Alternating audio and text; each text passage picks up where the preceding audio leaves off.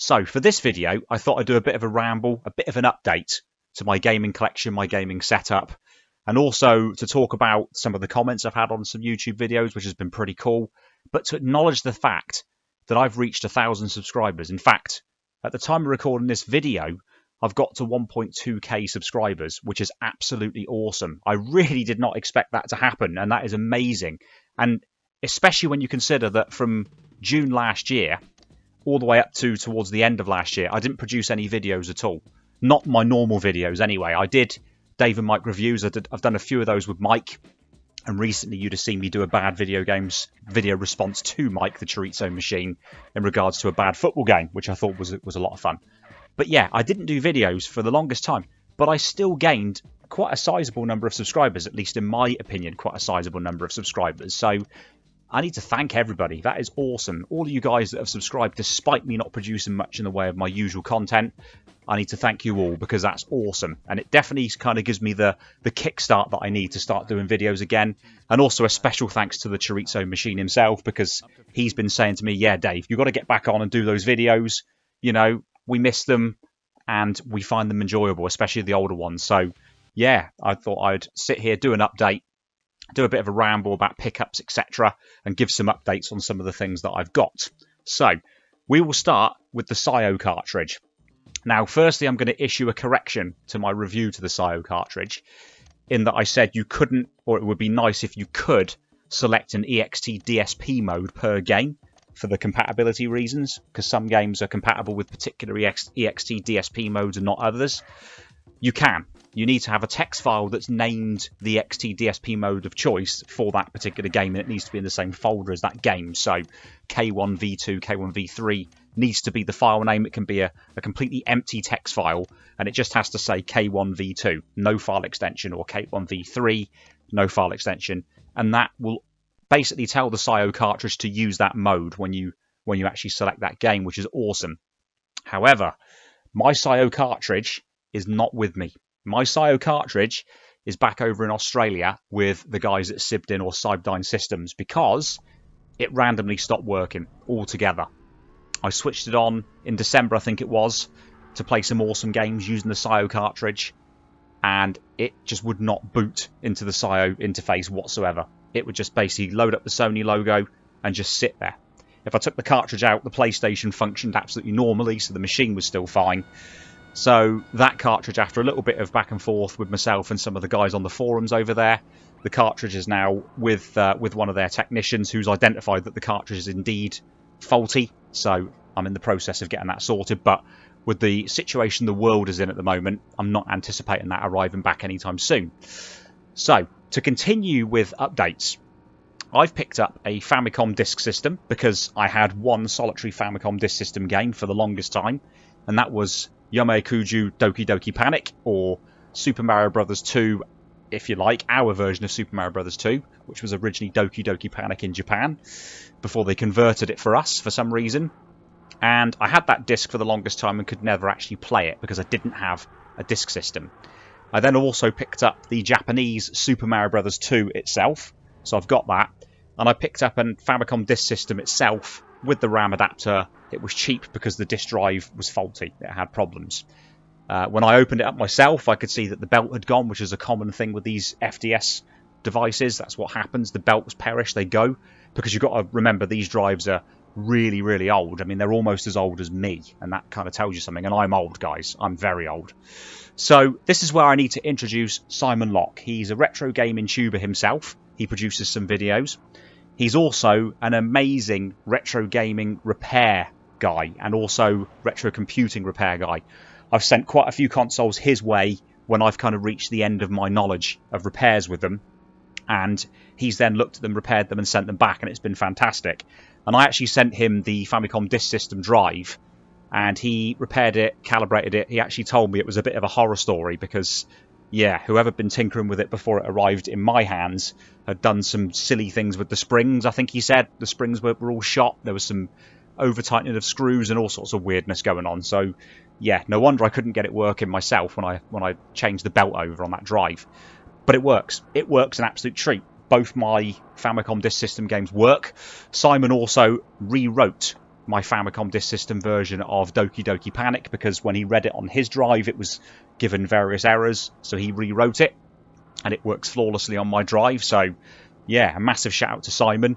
I've since sent him my Amiga CD32 motherboard because that needs to be recapped because I've got a CD32. I'm not sure if I've done a video since I got that.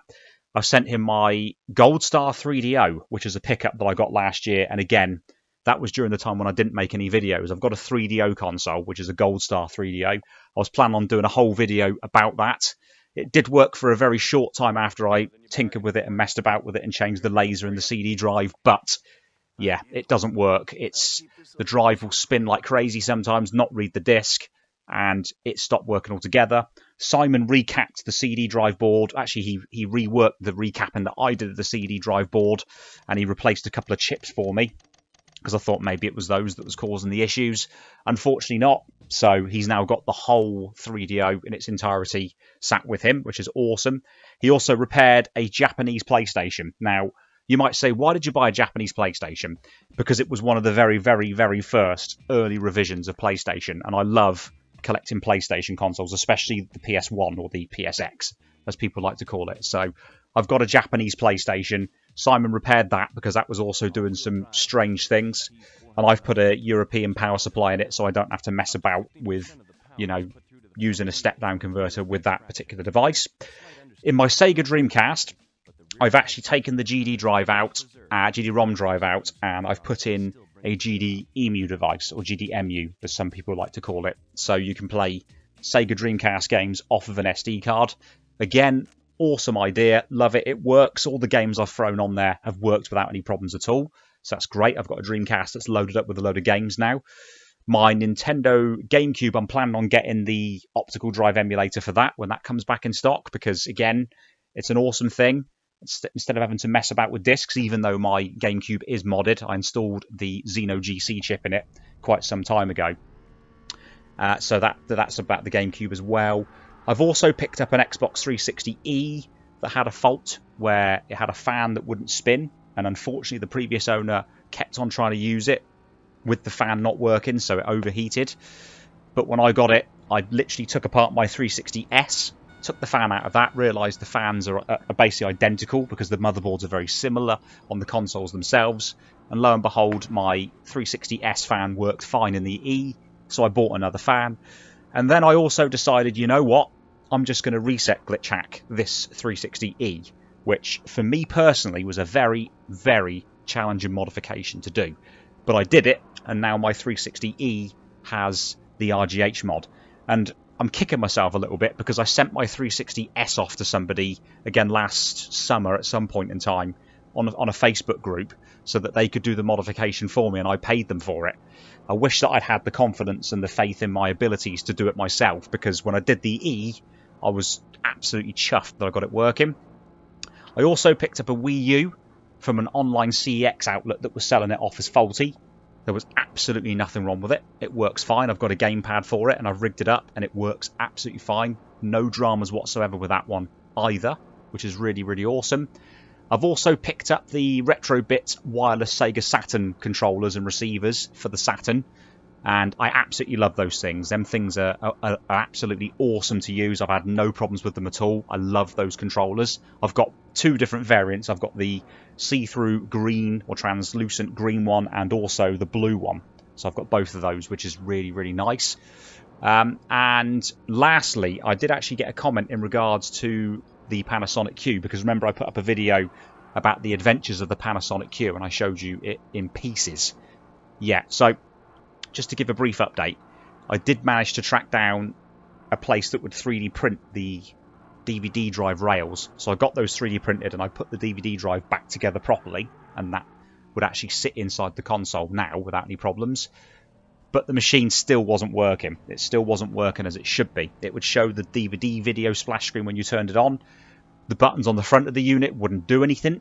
It wouldn't respond to those.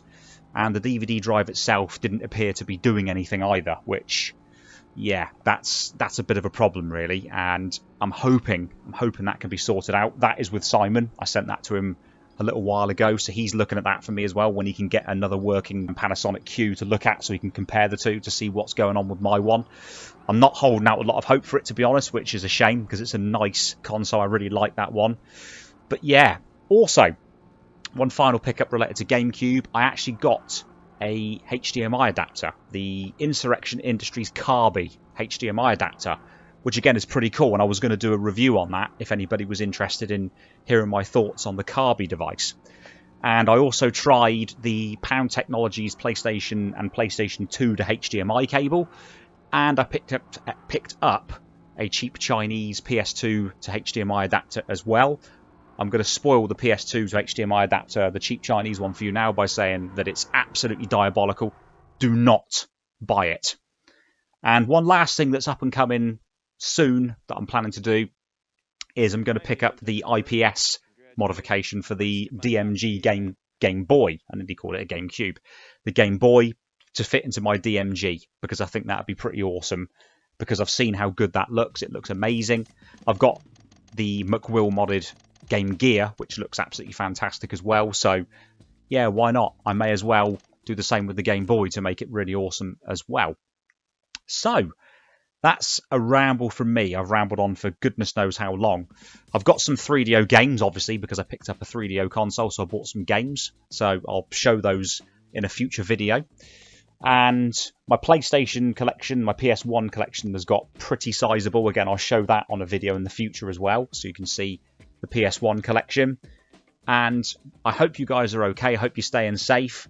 And I will catch you again soon for another video. Thanks, guys.